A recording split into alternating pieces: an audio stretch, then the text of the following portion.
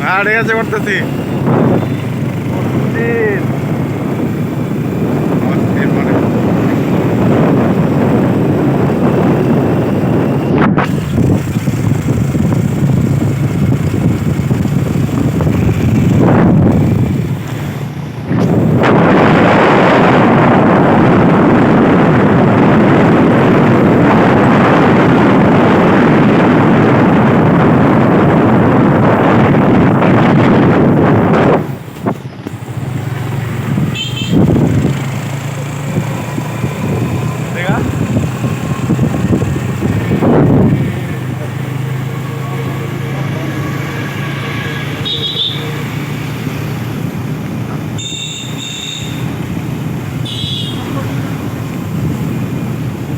অস্থির আসলে গাছটা